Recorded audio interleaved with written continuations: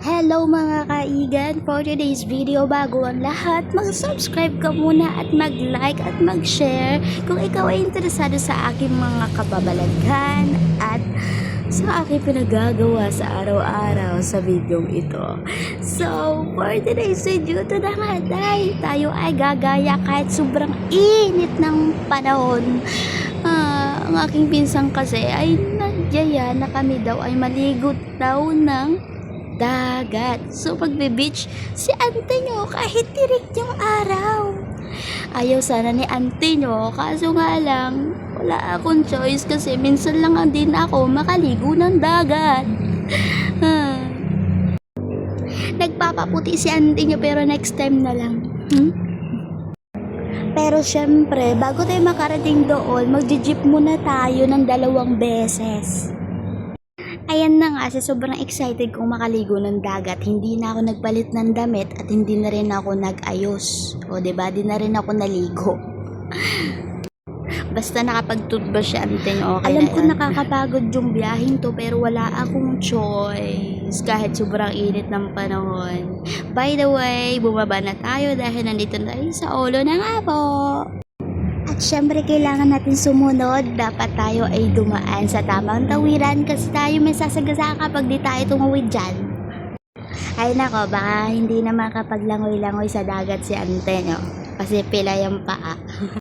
At andito na nga tayo sa terminal ng bus, pero dahil hindi tayo magbabas ha, mag-jeep lang tayo, okay? Tignan nyo naman yung suot ng ante nyo, oh. Di man lang nagpalit talaga, oh. At nakasakay na pala tayo ng blue na jeep papuntang Subic. At ito pa ang nakakatawa, hindi ka naman kumakanta, nagbabayad ka na naman, pero bakit pumayo ka, ante ko? Invite natin na Isang Subic lang po.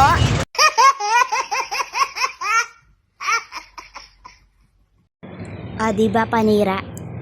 Sa wakas, lumarga na itong sinasakyan ko. At pupunta nga po pala muna ako sa pinsan kong nag-aya dahil sila po ang aking kasabay papunta doon sa beach.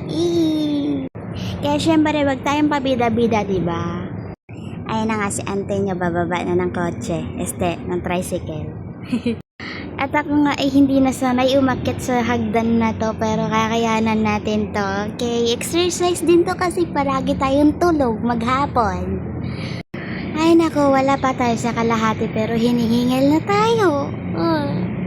Hindi to pwede. Ay, sa wakas, andito na tayo. Para tayong hinabol.